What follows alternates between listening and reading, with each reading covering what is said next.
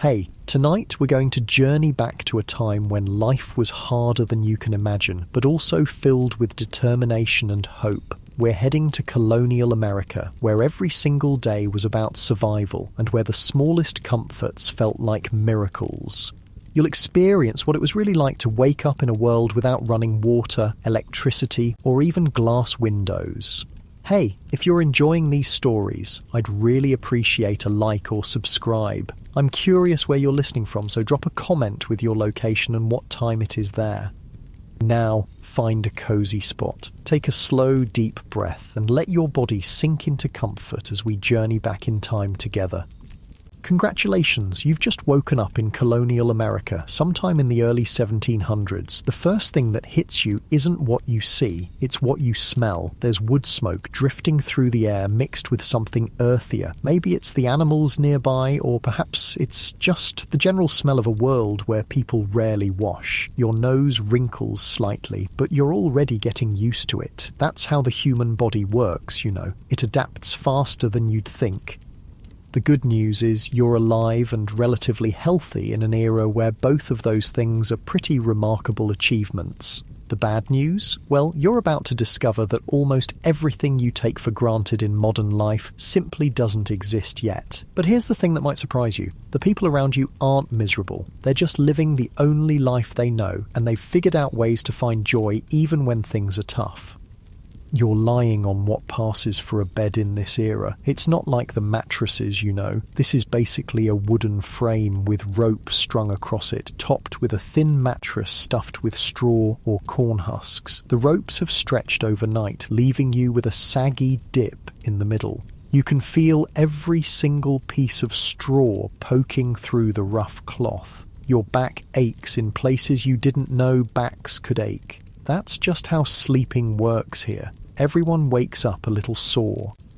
The room around you is dim, lit only by whatever sunlight manages to squeeze through the small windows. There's no glass in these windows. Glass costs more than most people make in a year. Instead, there are wooden shutters that you can close to keep out rain and cold, but that also keeps out light. Some families stretch oiled paper or cloth across their windows, which lets in a little light but makes everything look cloudy and strange. You can hear your stomach rumbling. That's actually a good sign. It means you're not one of the many colonists who go to bed hungry, but it also means it's time to start the day, because getting food on the table in colonial America is an all-day job that starts before sunrise. The house is starting to stir around you. You can hear the soft thud of bare feet on wooden floors, the creak of floorboards that have been settling for decades. Someone's already up and moving, probably the woman of the house, because her day starts earliest of all. She needs to get the fire going again because it died down overnight, and without it, there's no way to cook food or heat water or stay warm.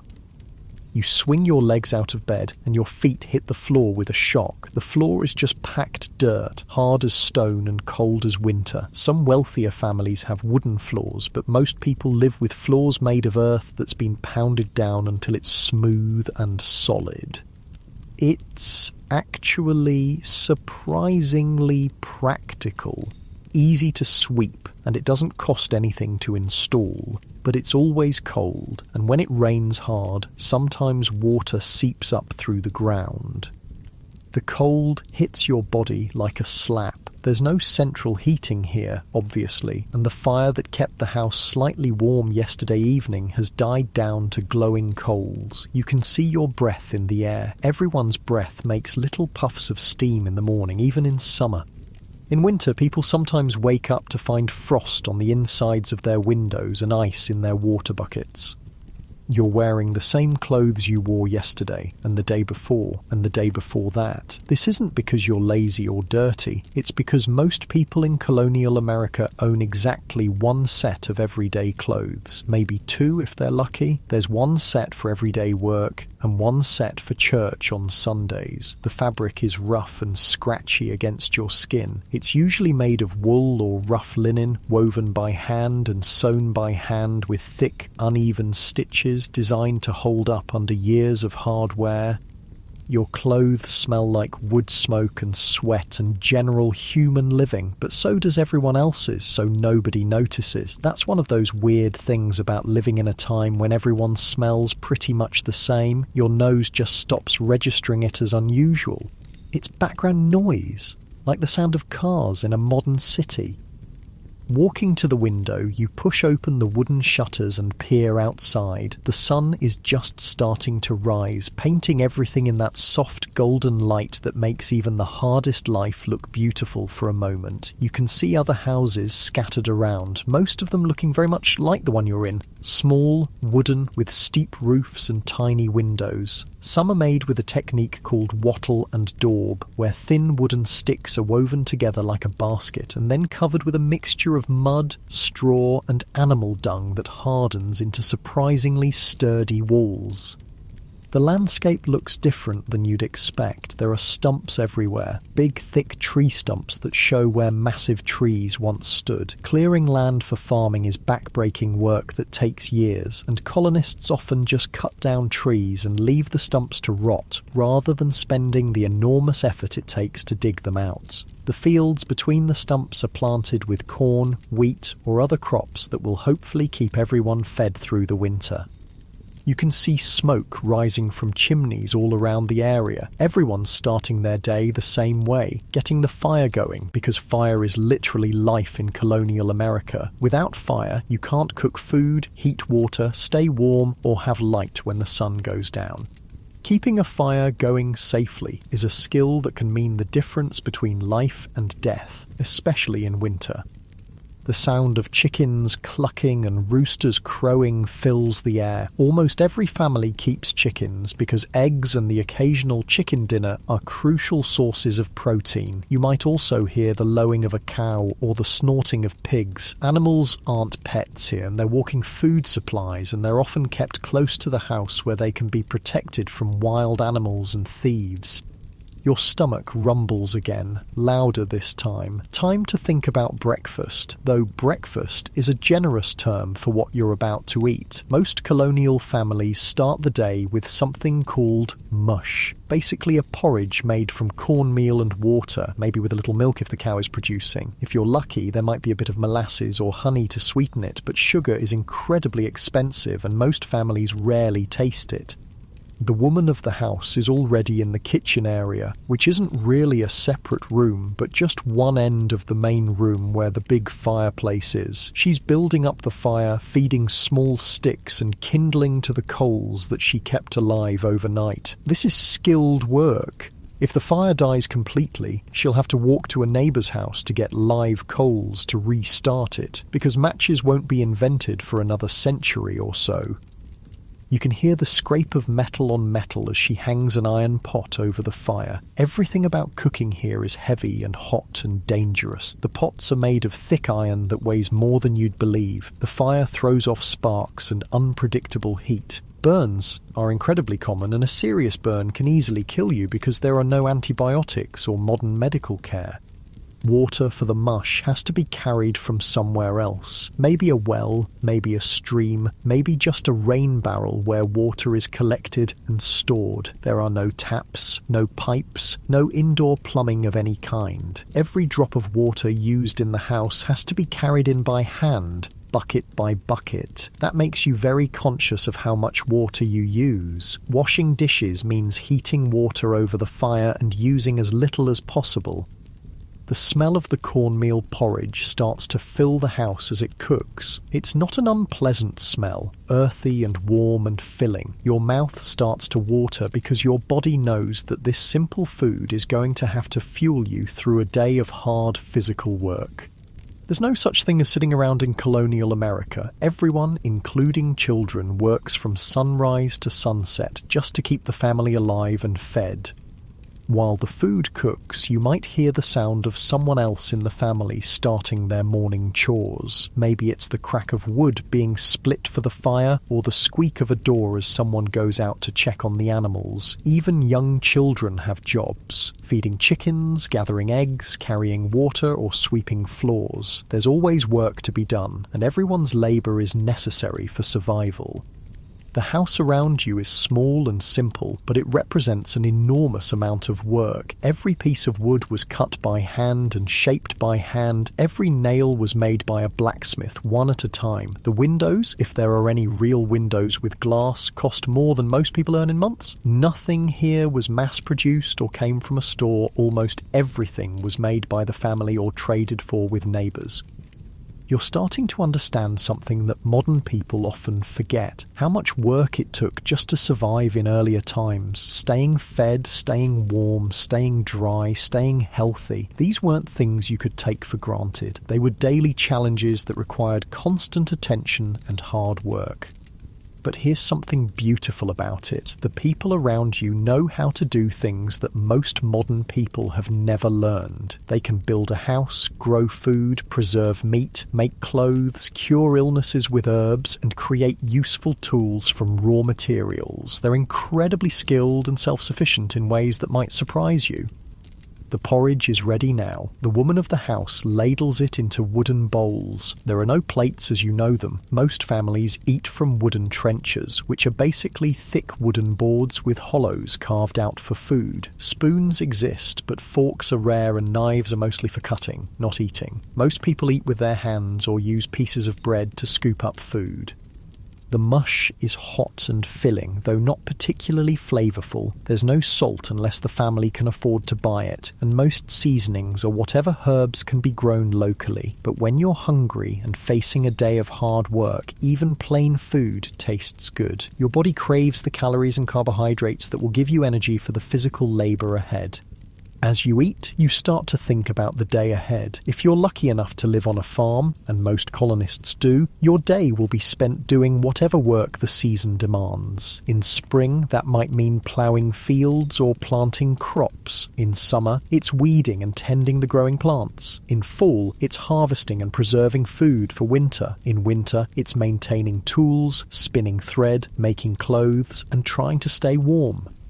The rhythm of life here follows the seasons and the sun. You go to bed when it gets dark because candles are expensive and firelight is dim. You wake up when the sun rises because there's no point lying in bed when there's work to be done. Your schedule is determined by the weather, the crops, and the animals, not by clocks or calendars. Outside, you can hear the sound of other families starting their days, children's voices as they do their morning chores, the thunk of an axe biting into wood, the squeak of a well rope as someone draws water, the sound of a cow being milked. These are the sounds of a community where everyone depends on everyone else for survival. And survival really is the key word here. You're living in a time when a bad harvest means hunger, when a harsh winter means death, when a simple injury can become infected and kill you. There are no hospitals, no grocery stores, no government programs to help when things go wrong. Families and communities have to take care of themselves and each other. But there's also something deeply satisfying about this life, even with all its hardships. When you grow your own food, build your own shelter, and make your own clothes, you have a connection to the basic necessities of life that most modern people never experience. You know exactly where your food comes from and how much work it took to produce it. You understand the value of simple things like a warm fire or a dry roof over your head. The porridge is finished now, and it's time to start the real work of the day. Your body feels heavy and warm with food, ready for whatever physical challenges lie ahead. The fire is burning steady and bright, promising warmth and the ability to cook dinner later. The sun is rising higher, bringing light and the promise of another day survived in this challenging but ultimately rewarding world. You're about to step into a day that will test your strength, your skills, and your endurance, but you're also about to experience the deep satisfaction that comes from using your hands and your back to create something valuable, to contribute to your family's survival, and to be part of a community where everyone's work matters. As you step outside into the crisp morning air, the first thing you notice is how different this world smells compared to what you might expect. There's the clean scent of wood smoke, yes, but underneath that there's something earthier, more pungent. It's the smell of a world without modern sanitation, where humans and animals live much closer together than you're used to, and where the idea of taking a bath is almost unthinkable. The house you just left represents months of back-breaking labour. Every single piece of wood was cut by hand using saws that had to be sharpened constantly. The walls were built using a technique that would seem almost impossible today. First, the men of the community came together to raise a wooden frame. Massive beams of oak or pine that were shaped with hand tools and joined together with wooden pegs and careful carpentry. You can see the marks where broad axes shaped each beam, leaving surfaces that are smooth but obviously handmade. Between those wooden beams, the walls are filled with something called wattle and daub. Picture this: thin wooden sticks, maybe as thick as your thumb, woven together like a giant basket. Then comes the daub, a mixture that might make your stomach turn. It's mud, yes, but mixed with straw, animal hair, and often animal dung. Cow manure, horse manure, whatever was available. The mixture is plastered over the woven sticks and left to dry into walls that are surprisingly strong and weatherproof. If you ran your hand along the inside wall of the house, you'd feel the rough texture where this mixture was smoothed by hand. Sometimes you can still see handprints in the dried daub where someone pressed too hard while working. These aren't perfect, smooth walls like you're used to. They're organic, uneven, shaped by human hands working with whatever materials the land provided. The roof above your head is probably made of thatch, layers and layers of dried straw or reeds woven together so tightly that water runs off instead of soaking through. Building a thatched roof is an art form that takes years to learn. The thatcher starts at the bottom and works up, layering the straw so that each row overlaps the one below it. When it's done properly, a thatched roof can last for decades and keep a house completely dry even in the worst storms. But here's something that might surprise you about colonial houses. They're usually just 1 or 2 rooms total. That house you woke up in, it might be home to a family of 8 or 10 people. Parents, children, grandparents, maybe a servant or 2, all living in a space smaller than many modern bedrooms. Privacy as you understand it simply doesn't exist. Everyone sleeps in the same room, everyone shares the same space, and everyone knows everyone else's business. The lack of privacy extends to something that modern people find almost unimaginable. What happens when you need to use the bathroom? As you walk around the property, you notice a small wooden structure set back from the house, maybe 50 or 100 feet away. That's the privy, or outhouse, and it's where every member of the family takes care of their most basic biological needs. The outhouse is basically a wooden shed built over a deep hole in the ground. Inside, there's a wooden seat with a hole cut in it, and underneath that hole is a pit that might be 6 or 8 feet deep. There's no toilet paper. That won't be invented for another century. Instead, there might be corn cobs, old rags, or just smooth stones for cleaning yourself. In winter, going to the outhouse means bundling up and trudging through snow and ice for what might be a very unpleasant few minutes. But here's the thing that really shows how different life was. When that pit gets full, someone has to dig a new one and move the outhouse. Imagine that job on a hot summer day. The waste doesn't just disappear, it sits there, fermenting and attracting flies and creating smells that would make a modern person sick. And because most colonial settlements are built near water sources like streams or wells, that waste often seeps into the ground and contaminates the drinking water. This contamination is one of the biggest killers in colonial America. Diseases like dysentery, typhoid fever, and cholera spread like wildfire through communities where human waste and drinking water mix. You might remember reading about Valley Forge, where George Washington's army spent that terrible winter. What you might not know is that more of his soldiers died from disease than from cold or hunger. About 2/3 of the men who died at Valley Forge were killed by dysentery and typhoid fever, diseases that spread because of poor sanitation. When night falls or the weather is too harsh for a trip to the outhouse, families use chamber pots. These are basically ceramic or metal bowls that people use as toilets inside the house. Every morning, someone, usually a woman or child, has to empty these pots. And where do they empty them? Often they just dump them out the nearest window. If you were walking down a street in colonial Boston or Philadelphia, you'd want to stay alert for the cry of "Gardyloo," a warning that someone was about to dump a chamber pot from an upstairs window. The streets themselves are something that would shock modern sensibilities. There's no garbage collection, no street cleaning, no sewage system. People throw their household waste directly into the street. Food scraps, broken pottery, old clothes, and yes, human waste all end up in the roadways. Add to that the droppings from all the horses, cows, pigs, and chickens that share the streets with people, and you get a picture of urban life that's hard to imagine. When it rains, these streets become rivers of filth. When it's dry, the waste turns to dust that blows around and gets into everything. The smell is something you'd have to experience to believe, and this isn't just in poor neighbourhoods. Even the wealthiest parts of colonial cities deal with these same sanitation problems.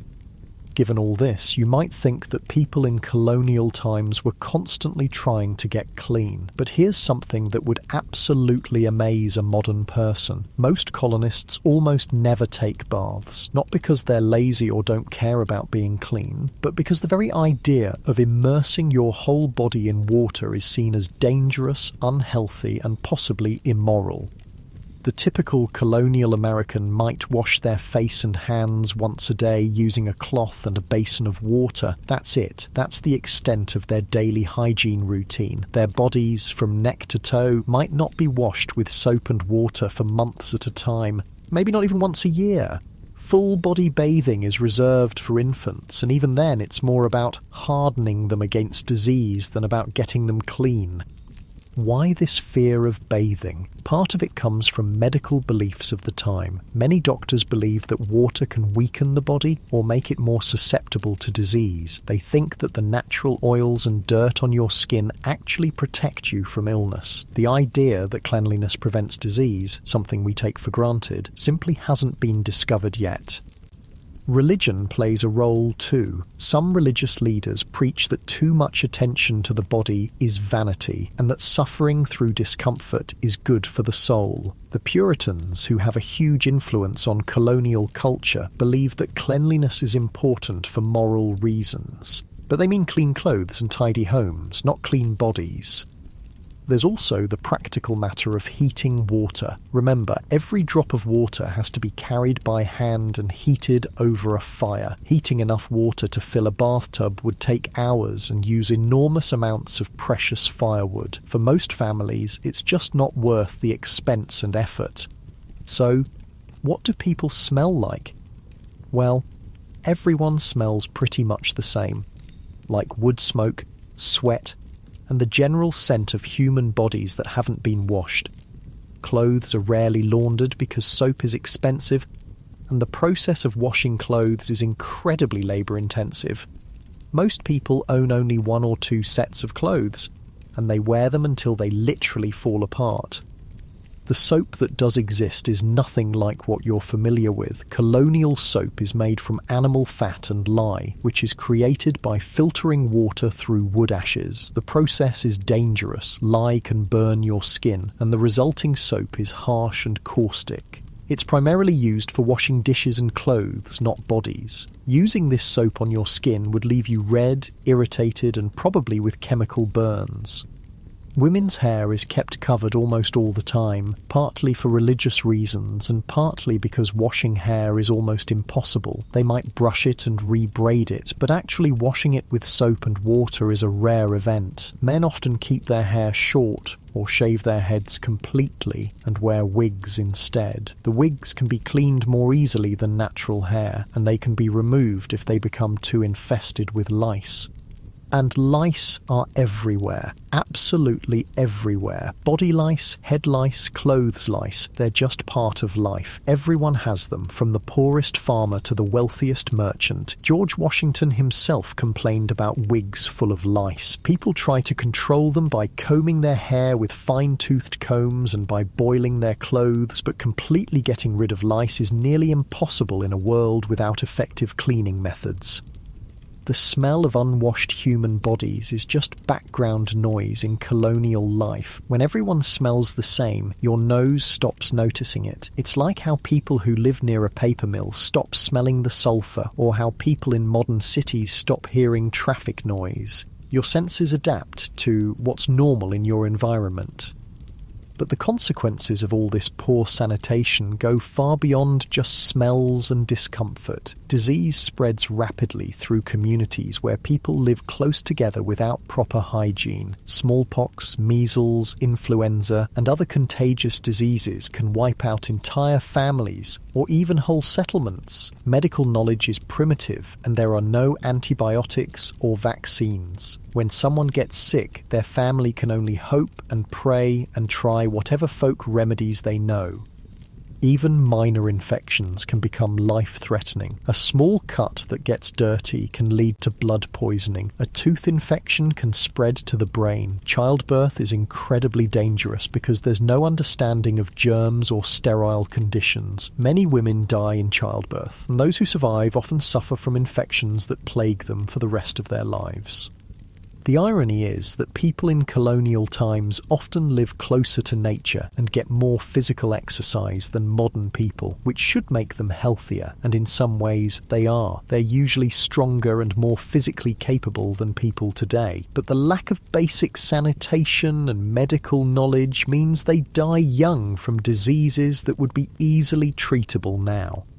Children are especially vulnerable. It's not uncommon for families to lose half their children before they reach adulthood. Parents don't even name babies until they're several months old because infant mortality is so high. When you see colonial graveyards, you'll notice how many tiny headstones there are marking the graves of children who lived only days or weeks. Despite all these challenges, colonial families develop strategies for dealing with the realities of their time. They burn certain herbs to mask odours and hopefully repel insects. They change their clothes more often than they wash their bodies. They keep their living spaces as clean as possible, even if their bodies aren't clean by modern standards. And there's something to be said for the resilience this lifestyle builds. People in colonial times have incredibly strong immune systems because they're constantly exposed to germs and bacteria. Those who survive childhood are often remarkably hardy and able to withstand conditions that would make modern people seriously ill.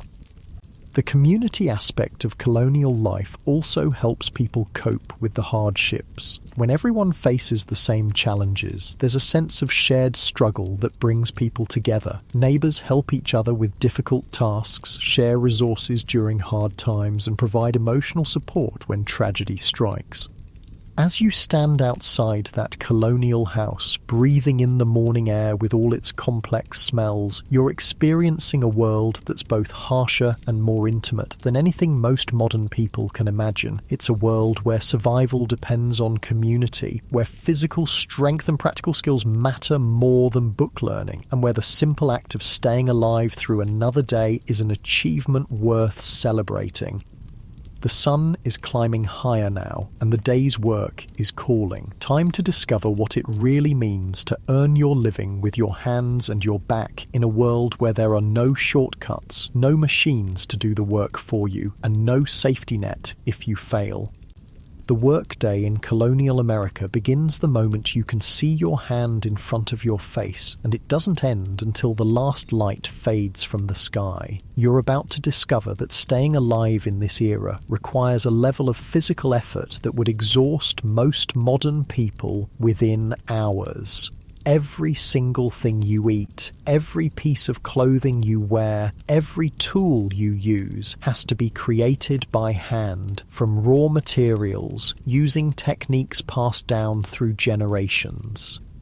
Your empty stomach reminds you that the morning's cornmeal mush was just the beginning of a day centered around food, growing it, preparing it, preserving it, and constantly worrying about whether there will be enough to last through the winter. The difference between a good harvest and a bad harvest is literally the difference between life and death, and that knowledge shapes every decision a colonial family makes.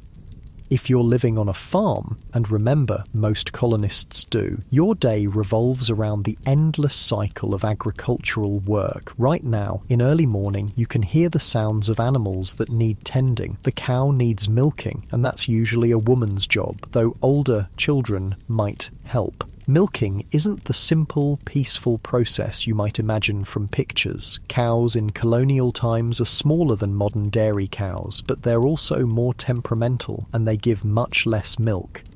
The woman doing the milking sits on a low wooden stool beside the cow, holding a wooden bucket between her knees. Her hands work in a rhythm that she learned as a child: squeeze, pull, while the cow shifts and stamps and occasionally tries to kick.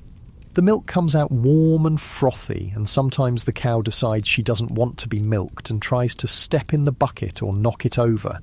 Getting a gallon of milk might take an hour of patient, skilled work.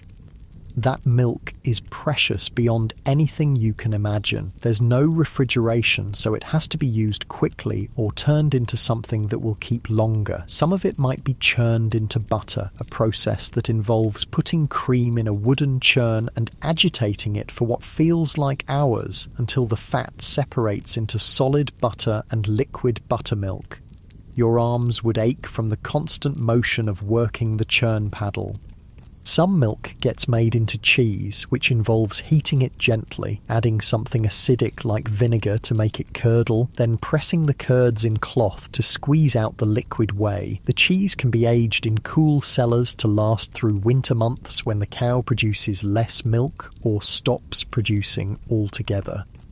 The eggs from the chickens need gathering too, and this is often a job for children. You'd carry a basket and search through the chicken coop, reaching carefully under hens that might peck your hand if they're feeling protective of their eggs. Chickens in colonial times aren't the plump, docile birds you see on modern farms. They're smaller, scrappier, more like wild birds, and they can be surprisingly aggressive when they want to be.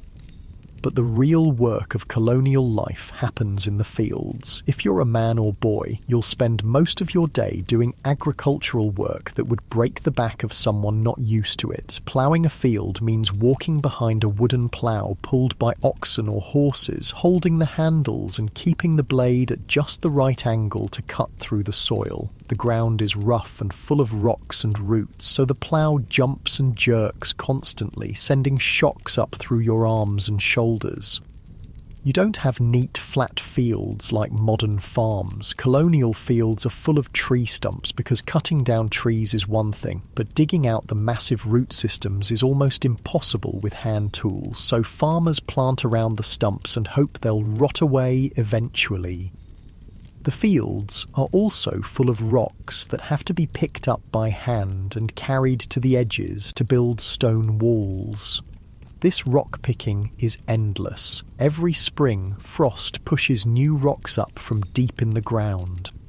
Planting is done by hand, seed by seed. Corn kernels are dropped into holes made with a pointed stick, a few kernels per hole, spaced far enough apart that the plants won't compete with each other. Beans might be planted between the corn rows so they can climb the corn stalks. Squash grows along the ground between the rows, creating what Native Americans call the three sisters.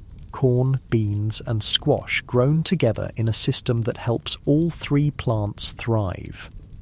The work is rhythmic and mindless in some ways, but also requires constant attention. Plant too shallow and birds will eat the seeds. Plant too deep and they won't sprout. Space them wrong and the plants will crowd each other out. Every movement has to be precise, and you're doing this for hours at a time, bent over in the sun with sweat stinging your eyes and dirt grinding between your teeth. Weeding the crops is even more tedious. Armed with a hoe, a wooden handle with a metal blade, you chop out weeds that grow between the crop plants. This has to be done regularly, all summer long, because weeds grow faster than crops and will choke them out if given the chance. You develop a rhythm: chop, step, working your way down endless rows while the sun beats down on your back. Harvest time is when everyone in the family works together from dawn to dusk. Corn has to be picked by hand, ear by ear, and then the kernels have to be removed from the cobs. This is often done as a community activity, with several families gathering together for a corn husking bee. People sit in a circle, talking and laughing while their hands work automatically, stripping kernels from cobs and dropping them into baskets. Wheat and other grains are cut with hand tools called scythes, long wooden handles with curved metal blades. Using a scythe properly is an art that takes years to learn. You swing the blade in a smooth arc, cutting through the grain stalks close to the ground while walking forward at just the right pace. Do it wrong and you'll either miss the grain or cut yourself with the razor-sharp blade. The cut grain has to be gathered into bundles called sheaves, then loaded onto carts and taken to a barn where it can be threshed, beaten with wooden tools called flails to separate the grain from the stalks. Then the grain has to be winnowed, which means tossing it in the air on a windy day so the lighter chaff blows away and the heavier grain falls into baskets. Food preservation is a constant concern because there's no way to keep things fresh for long. Meat gets smoked, salted, or dried into jerky. Vegetables are pickled in brine or vinegar. Fruits are dried or made into preserves with precious sugar or honey. Root vegetables, like turnips and carrots, can be stored in cool cellars buried in sand or straw to keep them from freezing or rotting. The smokehouse is a small building where meat is hung over smouldering fires for days or weeks. The smoke not only flavours the meat, but also preserves it by driving out moisture and creating chemicals that prevent spoilage. Tending a smokehouse fire requires skill. Too hot, and the meat cooks instead of smoking. Too cool, and it spoils before it's preserved. Making salt pork involves packing pieces of pork in barrels with layers of coarse salt. The salt draws out moisture and creates an environment where harmful bacteria can't grow. Salt beef, salt fish, these preserved foods can last for months and provide protein when fresh meat isn't available. While the men and boys work in the fields, women and girls have their own exhausting list of tasks that never end. Making clothes starts with growing flax for linen or raising sheep for wool. Flax has to be harvested, soaked in water until it rots slightly, then beaten and combed to separate the fibres. Sheep have to be sheared once a year, and their wool has to be cleaned, sorted, and prepared for spinning. Spinning thread is a skill that takes years to master. Using a spinning wheel, a woman draws out fibres and twists them into continuous thread, controlling the thickness and strength with subtle movements of her fingers. A skilled spinner can produce several hundred yards of thread in a day, but it requires hours of concentrated work. The spinning wheel makes a constant humming sound as the wheel turns, and women often sing or tell stories while they work to help pass the time. The thread then has to be woven into cloth on a loom, a wooden frame that holds parallel threads called the warp, while the weaver passes other threads called the weft back and forth through them. Operating a loom is like playing a musical instrument. Your hands and feet work together in complex patterns, and the rhythm becomes almost hypnotic after a while. But even after the cloth is woven, the work isn't done. Wool cloth has to be fulled, washed and beaten to make the fibres lock together and create a denser, warmer fabric. Linen has to be bleached by laying it out in the sun and dampening it repeatedly over weeks or months. Then, the cloth has to be cut and sewn into clothes using patterns passed down from mother to daughter. All sewing is done by hand, stitch by tiny stitch. A woman might spend weeks making a single shirt, and every stitch has to be strong enough to withstand years of hard wear and harsh washing. The thread is made from the same fibres as the cloth, and needles are precious metal tools that are carefully maintained and never lost. Cooking is another full-time job that requires constant attention and skill. Every meal has to be prepared over an open fire in the fireplace using heavy iron pots that hang from hooks and chains. Controlling the heat means moving pots closer to or farther from the flames, adding or removing logs, and constantly tending the fire to keep it at the right temperature. Bread baking happens in a stone or brick oven built into the side of the fireplace. First, a fire is built inside the oven chamber and allowed to burn until the stones are heated through. Then the coals and ashes are scraped out, loaves of bread are placed inside on wooden paddles, and the opening is sealed with a door or clay plug. The residual heat from the stones bakes the bread slowly and evenly. But you can only bake when the oven is hot, so bread baking is a major production that happens once or twice a week. Women often coordinate with neighbours so that several families can use the same oven on the same day, taking turns sliding their loaves in and out of the hot chamber. Preparing other meals means constant stirring of stews and porridges to keep them from burning, careful attention to roasting meat on spits that have to be turned by hand, and managing multiple pots and pans over a fire that throws off sparks and unpredictable heat. Burns are incredibly common, and a serious burn can easily become infected and kill you. Water for cooking and cleaning has to be carried from a well or stream, bucket by bucket. In winter, this might mean breaking ice and melting it over the fire. In summer, it means walking to the water source multiple times a day with heavy buckets that leave your shoulders aching. Washing dishes is done with minimal water and harsh soap, and pots are often just scraped clean and wiped out rather than truly washed. The same pot might be used to cook several different foods in sequence, each one picking up flavours from what came before.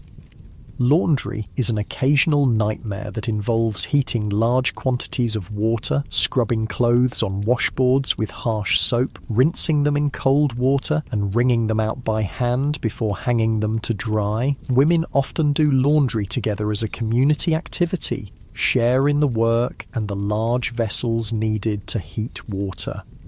The rhythm of colonial work follows the seasons and the daylight. In summer, when days are long, people work as much as 16 hours a day. In winter, when daylight is precious, they work by firelight, but mostly focus on indoor tasks like spinning, weaving, and tool repair.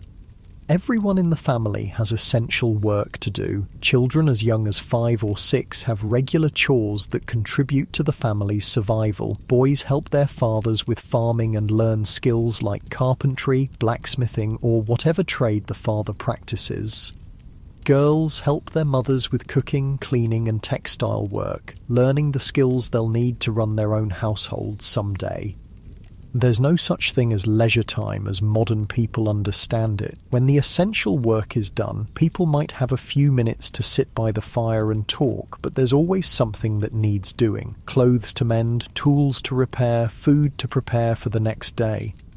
The physical toll of this lifestyle is enormous. People's hands are permanently stained and scarred from their work. Their backs ache from bending over crops and looms. Their feet are tough and calloused from walking on rough ground. But they're also incredibly strong and capable, able to do things with their hands that would seem like magic to someone from the modern world.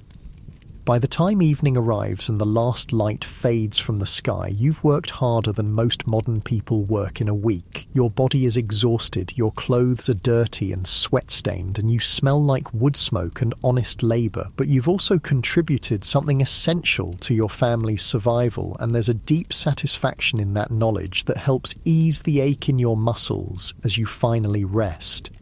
After a day of back-breaking work, you might think all colonists lived the same hard life, but colonial America is actually a world divided into very distinct social classes, each with their own daily rhythms, their own challenges, and their own completely different relationship to comfort and survival. Where you fall in this social order determines everything from what you eat for breakfast to whether you'll live in a mansion or a one-room cabin. Let's say you're fortunate enough to be born into the upper class, the wealthy gentry who own large plantations in the south or extensive land holdings in the north. Your morning begins very differently than the farmer's dawn we experienced earlier. Instead of rushing to milk cows and tend fires, you wake up in a bedroom that might actually have glass windows, letting in soft, filtered light that doesn't carry the bite of cold air. Your bed isn't a rope frame with straw. It's a proper wooden bedstead with a real mattress stuffed with feathers or down. The sheets are made of fine linen, smooth against your skin, instead of rough and scratchy. When you wake up, you don't immediately jump into yesterday's clothes. Instead, a servant, possibly an indentured servant or enslaved person, helps you dress in clothes made from imported fabrics cut by skilled tailors and sewn with tiny, precise stitches.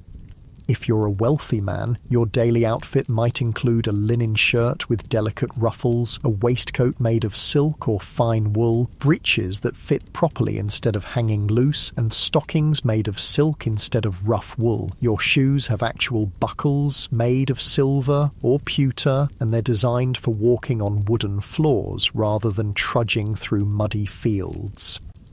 Wealthy women wear stays. That's the colonial version of a corset, made with strips of whalebone that shape their torso into the fashionable silhouette of the time. Over this goes a chemise of fine linen, then a petticoat, then the actual dress, which might be made of silk, imported from China, or fine wool from England. The colours are richer and brighter than anything a poor farmer could afford. Deep blues dyed with indigo, vibrant reds from costly cochineal, or elegant blacks that show they can afford to keep dark clothing clean. Both wealthy men and women often wear wigs made from human hair, carefully styled and powdered white. These wigs are expensive status symbols that require professional care. A good wig might cost as much as a poor family makes in a year, and maintaining it properly requires regular visits from a wig maker who cleans it, restyles it, and treats it for the lice that are still a constant problem even for the wealthy. The wealthy colonial's breakfast is a world away from cornmeal mush. There might be real tea imported from China, served in delicate porcelain cups that cost more than most people's monthly income. Coffee is another luxury import, served with actual sugar, white refined sugar that's been processed in the Caribbean and shipped north at enormous expense. The food includes fresh bread made from wheat flour instead of coarse cornmeal, butter churned from cream instead of the occasional scraping of fat, and maybe even fresh fruits or preserves made with that precious sugar.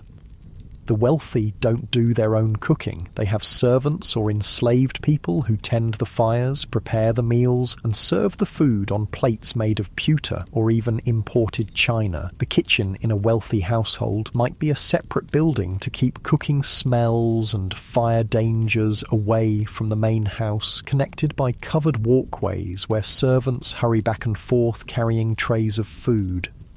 These wealthy colonists live in houses that would amaze someone from the farming class. Multiple rooms, each with a specific purpose. A parlour for entertaining guests, a dining room just for eating, separate bedrooms for parents and children, and maybe even a library filled with books imported from Europe. The rooms have wooden floors instead of packed dirt, plastered walls instead of rough logs, and furniture made by skilled craftsmen rather than rough pieces knocked together from whatever wood was available. But here's something interesting about colonial society. Wealth doesn't necessarily mean comfort by modern standards. Even the richest colonist still lives without electricity, indoor plumbing, or central heating. They might have servants to tend their fires, but they still depend on fireplaces for heat and candles for light. They might eat off fine china, but they still eat with their hands or simple utensils. Their houses might be larger and better built, but they're still cold in winter and stuffy in summer. The middle class in colonial America, the middling sort as they call themselves, includes merchants, skilled craftsmen, successful farmers, and professional people like doctors and lawyers. These people work with their hands, but their work requires skill and education rather than just physical strength. A blacksmith, for example, needs to understand metals, fire, and complex tool-making techniques that take years to master. Walking into a blacksmith's shop, you'd be hit immediately by the intense heat radiating from the forge, a special fireplace designed to burn charcoal at temperatures hot enough to make iron glow white hot. The air shimmers with heat waves and sweat would start pouring down your face within minutes. The blacksmith works in this environment all day using heavy hammers to shape red-hot iron into horseshoes, nails, tools, and all the metal objects that colonial life requires. The rhythm of blacksmithing is hypnotic, the roar of the bellows forcing air into the fire, the ring of hammer on anvil, the hiss of hot metal being plunged into water to cool and harden it. A skilled blacksmith can judge the temperature of iron by its colour and know exactly when it's ready to be shaped. Too hot and it crumbles, too cool and it won't bend. The timing has to be perfect. Carpenters and cabinet makers work with hand tools that require incredible skill to use properly. A master carpenter can shape a piece of wood with an adze, basically a sharp blade mounted perpendicular to a handle, creating smooth, curved surfaces that look almost machine-made. They can cut precise joints that fit together perfectly without any nails or screws, using only wooden pegs and the natural properties of the wood itself. These skilled craftsmen often live above or behind their workshops in houses that reflect their status as neither wealthy nor poor. The furniture is well made but not fancy, the food is adequate but not luxurious, and the clothes are sturdy and well fitted but made from practical fabrics rather than expensive imports. City life in colonial America offers opportunities that don't exist in rural areas, but it also brings challenges that farm families never face. In cities like Boston, New York, or Philadelphia, you might wake up to the sound of church bells marking the hours, the rumble of cartwheels on cobblestone streets, and the calls of street vendors hawking their wares. Cities have actual streets instead of just paths through the forest, though these streets are narrow, crowded, and often impassable during bad weather. Houses are built close together, sometimes sharing walls, and the smells and sounds of your neighbours are impossible to escape. In summer, the concentration of people and animals creates odours that are overwhelming even by colonial standards. But cities also offer conveniences that rural colonists can only dream of. There are actual shops where you can buy goods instead of having to make everything yourself. A baker sells fresh bread daily, so you don't need to grind your own grain and tend your own oven. A tailor can make clothes to order if you can afford it. An apothecary sells medicines and exotic spices imported from around the world.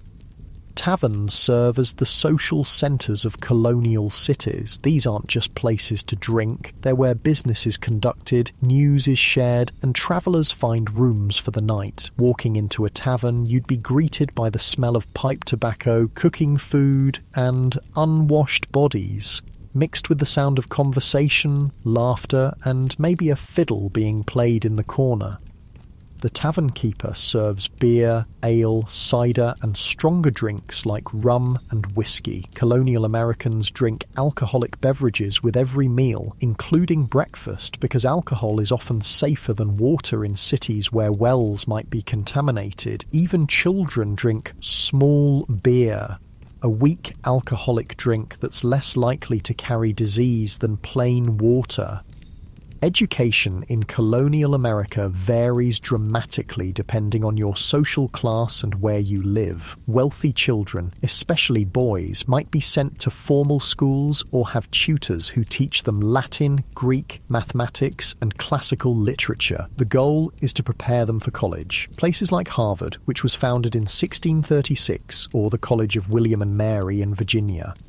Middle-class children might attend what are called dame schools, informal schools run by women in their homes, where children learn basic reading, writing, and arithmetic. The dame who runs the school is usually a widow or unmarried woman who needs income, and she teaches a dozen or so children of various ages in her kitchen or parlour.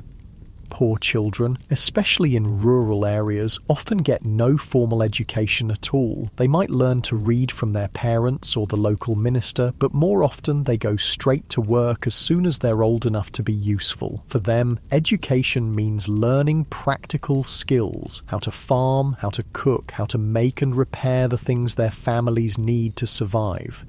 Even children who do learn to read often have very few books available. The Bible is usually the only book in most households, and children learn to read by studying Bible verses. Other books are incredibly expensive because they have to be imported from Europe or printed on hand-operated presses using paper that's made one sheet at a time.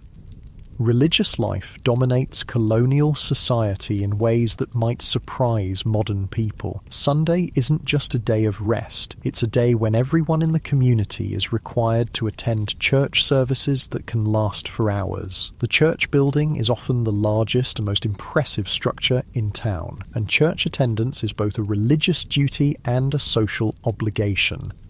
Puritan services in New England are particularly intense. The congregation sits on hard wooden benches in an unheated building, listening to sermons that can last 2 hours or more. The minister preaches about sin, salvation, and the constant struggle between good and evil, often using fear of damnation to encourage proper behaviour. People are expected to sit perfectly still and pay attention, and falling asleep during the sermon is considered a serious breach of etiquette. But church isn't just about religion, it's also where the community comes together to share news, conduct business, and maintain social connections. After the service, people linger in the churchyard, catching up on gossip, arranging marriages, and discussing the practical matters of community life. Religious beliefs also shape daily behaviour in ways that go far beyond Sunday services. The Puritans believed that hard work is a form of worship, that suffering builds character, and that success in this world might be a sign of God's favour. These beliefs help explain why colonists are willing to endure such difficult living conditions. They see hardship as part of God's plan. Colonial communities organise themselves around shared work and mutual aid in ways that are essential for survival. Barn raisings bring together all the men in an area to build a new barn in a single day. House raisings do the same for new homes. These events are part work party, part social gathering, with everyone contributing their labour and skills to help a neighbour. Quilting bees give women a chance to socialise while doing essential work. A group of women gather to work on a quilt together, their hands moving in practised patterns while they talk about their families, their communities, and their concerns. The quilts they create aren't just bed covers. They're works of art that represent countless hours of skilled labour and creativity. Corn-husking bees turn the tedious work of preparing corn for storage into a social event. Families gather in someone's barn with huge piles of corn ears waiting to be husked. People sit in circles, talking and laughing while their hands automatically strip away the husks. There might be music, dancing, and plenty of food to reward the workers. Harvest time brings communities together in ways that show how dependent people are on each other. When one family's crops are ready, neighbours drop their own work to help with the harvest. Everyone knows that they'll need the same help when their own crops are ready, and that a delay of even a few days can mean the difference between a successful harvest and disaster. The differences between the three colonial regions, New England, the Middle Colonies, and the South, create distinct cultural patterns that affect daily life in profound ways. New England, with its rocky soil and harsh winters, develops a culture based on small farms, fishing, and eventually manufacturing. The Middle Colonies, with their fertile soil and mild climate, become the breadbasket that feeds much of colonial America. The South, with its long growing season and rich soil, develops a plantation system based on cash crops like tobacco and rice. These regional differences show up in everything from the food people eat to the houses they build to the work they do. A New England fishing village looks and feels completely different from a Virginia tobacco plantation or a Pennsylvania grain farm. But despite these differences, all colonists share the basic challenge of creating a new society in a land that's still largely wilderness. The day is winding down now, and even in this stratified society where your birth largely determines your destiny, people from all social classes share certain experiences. They all depend on fire for heat and light. They all worry about disease and accidents that could end their lives without warning. They all live with the constant awareness that their survival depends on their own efforts and the support of their communities. As darkness falls and families gather around their fires, the social distinctions that matter so much during the day seem to fade a little. Rich or poor, city dweller or farmer, everyone faces the same basic human needs for warmth, food, shelter, and companionship. The flickering firelight creates a circle of warmth and safety that feels precious in a world full of danger and uncertainty. As winter settles over your colonial community, the harsh realities of life become even more apparent, but so do the remarkable ways that people adapt, survive, and even find joy in the midst of hardship. This is the season when the fragility of colonial life shows most clearly, when a simple illness can become a death sentence, when staying warm becomes a daily struggle, and when communities either pull together or fall apart under the pressure of survival. The approach of winter brings a different kind of work, the urgent task of preparing for months when the outside world becomes hostile and dangerous. You can feel the change in the air, that sharp bite that warns of frost coming soon. Every family knows that their survival through the coming months depends entirely on the preparations they make now, while there's still time. Food preservation becomes desperate, urgent work. The last vegetables from the garden have to be harvested before the killing frost hits. Root vegetables like turnips, carrots, and potatoes are carefully dug up and stored in root cellars, underground chambers that stay cool enough to prevent spoilage but not cold enough to freeze. These cellars are carved out of hillsides or dug beneath houses, lined with stones and covered with thick layers of earth and straw for insulation. The apple harvest brings both celebration and back-breaking work. Apples are one of the few fruits that can be stored for months if kept cool and dry, so every apple matters. Some are eaten fresh, some are dried in thin slices that can be stored in cloth bags, and many are pressed into cider. Cider isn't just a drink, it's a way of preserving the nutrition and calories from apples in liquid form that won't spoil as quickly as fresh fruit. Making cider involves crushing apples in wooden presses that require several strong people to operate. The juice that comes out is golden and sweet, but it doesn't stay that way for long. Without refrigeration, the natural yeasts on the apple skins quickly begin fermenting the juice into alcoholic cider. Within a few weeks, what started as sweet apple juice becomes mildly alcoholic, and after several months, it can be quite potent.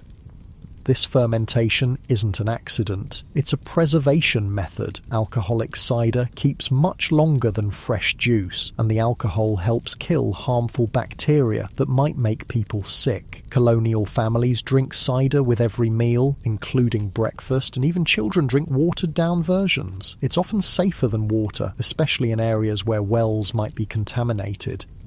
But despite all their preparations, colonial families live with the constant knowledge that winter might bring disaster in forms they can't control. Disease spreads more easily when people are crowded together in small, poorly ventilated houses. A single sick person can infect an entire family within days, and without effective medical treatment, minor illnesses often become fatal. The medical knowledge available to colonists is a strange mixture of folk wisdom, religious belief, and theories that we now know are completely wrong. When someone gets sick, their family might try remedies passed down through generations. Herbal teas made from willow bark for pain, poultices made from bread and milk for infected wounds, or mixtures of honey and whiskey for coughs and sore throats. Some of these folk remedies actually work. Willow bark contains a compound similar to aspirin. Honey has natural antibacterial properties. Many herbs used in colonial medicine do have real medicinal effects, but the colonists don't understand why these treatments work, and they're just as likely to try remedies that are useless or even harmful. The few trained doctors available have medical theories that seem bizarre by modern standards. Many believe in the four humours, the idea that illness comes from imbalances between blood, phlegm, yellow bile, and black bile in the body. Treatments often involve trying to rebalance these humours through bloodletting, purging, or other methods that usually make patients sicker rather than better. Bloodletting involves cutting a vein and letting blood flow out into a bowl, based on the theory that many illnesses are caused by having too much blood. Doctors use sharp instruments called lancets to make the cuts, and they might take pints of blood from patients who are already weakened by illness. This treatment sometimes kills people who might have recovered on their own. Purging involves giving patients powerful laxatives or substances that cause vomiting, again based on the theory that illness comes from having too much of something in the body that needs to be expelled. These treatments leave patients dehydrated and exhausted, often making their conditions much worse. When someone needs a tooth pulled, and toothaches are incredibly common because dental care barely exists, they usually have to visit a barber, blacksmith, or other tradesman who has the tools and the willingness to attempt tooth extraction. There's no anesthesia, except possibly alcohol or opium if the family can afford it. The patient sits in a chair while the dentist grips the tooth with metal pliers and tries to pull it out, often breaking it and leaving infected fragments in the jaw. George Washington himself suffered from terrible dental problems throughout his life. Contrary to popular belief, his false teeth weren't made of wood. They were constructed from a combination of metal, ivory, and both human and animal teeth. These dentures were painful to wear and distorted the shape of his face, but they were the best dental care available to even the wealthiest and most powerful man in America. For most colonists, dental care means living with pain until teeth fall out on their own or become so infected that they have to be removed. Many people lose most of their teeth by middle age, which affects not only their appearance, but also their ability to eat properly and maintain adequate nutrition. The danger of infection from even minor injuries can't be overstated. A small cut that gets dirty can lead to blood poisoning that kills within days. Broken bones that puncture the skin almost always become infected. Childbirth, with its inevitable bleeding and tissue damage, is extremely dangerous for both mothers and babies. Women giving birth are attended by midwives, experienced women who have learned their skills through practice rather than formal training. These midwives know traditional techniques for dealing with difficult births, but they have no understanding of germs or sterile conditions. They might use the same tools and cloths for multiple births without cleaning them, unknowingly spreading infections that kill new mothers. Infant mortality is heartbreakingly high. Families often lose half their children before they reach adulthood. Parents don't even name babies until they're several months old because so many die within days or weeks of birth. When you walk through colonial cemeteries, you see row after row of tiny headstones marking the graves of children who lived only briefly. These constant threats to health and survival create a culture where people are deeply religious and fatalistic. They believe that life and death are in God's hands, and that suffering is part of his plan. This belief system helps them cope with tragedies that would devastate modern families. The death of children, the loss of spouses in their prime, the constant presence of pain and illness. But colonial life isn't all hardship and suffering. People find ways to create joy and celebration even in the midst of difficulty. Winter evenings, when the day's work is done early because of short daylight hours, become times for storytelling, music, and simple entertainment that brings families and communities together. Around the fireplace, families gather to share stories passed down through generations. These might be folk tales brought from Europe, stories about local events and characters, or religious stories from the Bible. The storyteller's voice rises and falls with the flickering flames, creating dramatic shadows on the walls and drawing listeners into worlds of adventure and imagination. Music is a constant presence in colonial life, though the instruments are simple and homemade. A fiddle made by a local craftsman provides music for dancing at community gatherings. Someone might play a wooden flute carved from a piece of maple, or beat out rhythms on a drum made from a hollow log with animal skin stretched across the top. Singing is free entertainment that everyone can participate in. Families sing together while they work, mother and daughters harmonizing while they spin thread, father and sons keeping time while they split wood. The songs might be hymns learned at church, work songs that help coordinate group labor, or ballads that tell stories of love, loss, and adventure. Children create their own entertainment from whatever materials are available. A piece of wood becomes a doll, a handful of stones becomes a game, a length of string becomes a toy called a whirligig that spins and buzzes when you pull it tight and release it. Boys might play with wooden hoops that they roll along the ground with sticks, or carve whistles from pieces of willow bark.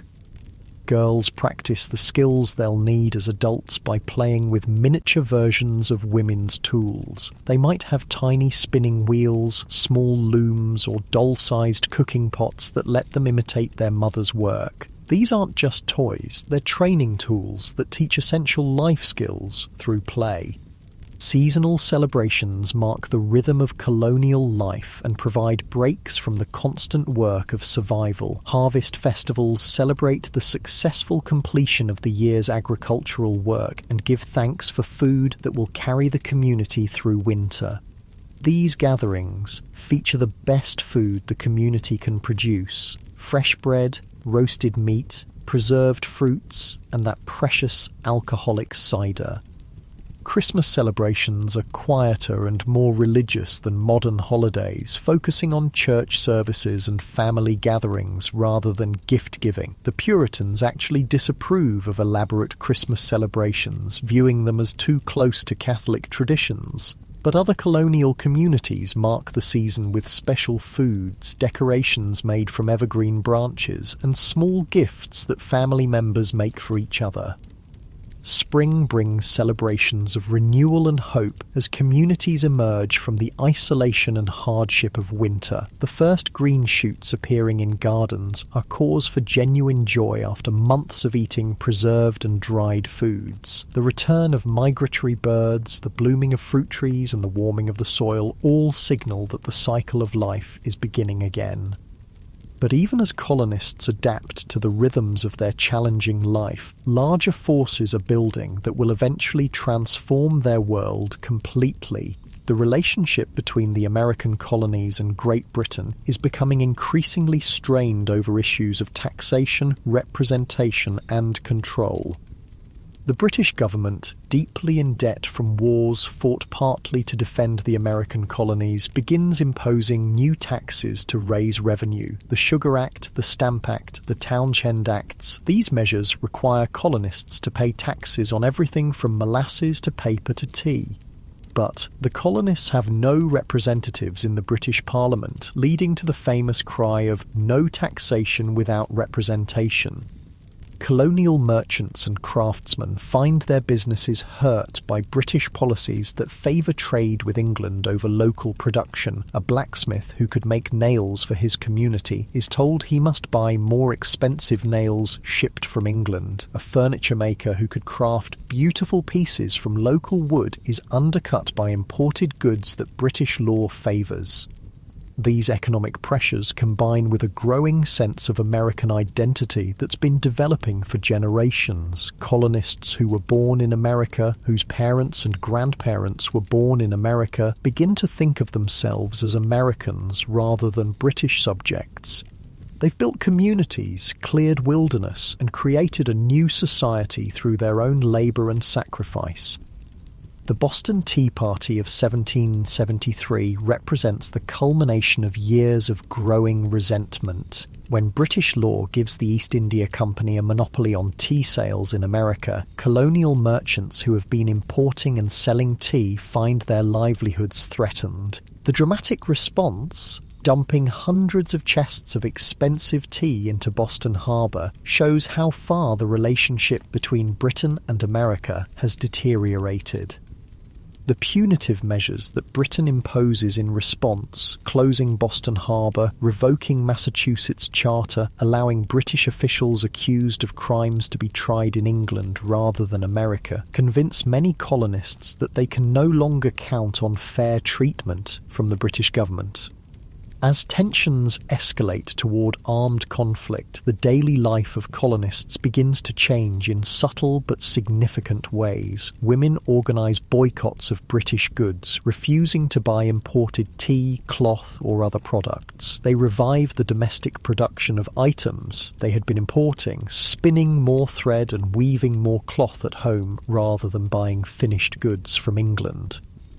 Men begin organising militia units and practising military drills on village greens. These aren't professional soldiers, they're farmers, craftsmen and merchants who are learning to march in formation and fire muskets in coordinated volleys. They call themselves Minutemen because they pledge to be ready to fight at a minute's notice.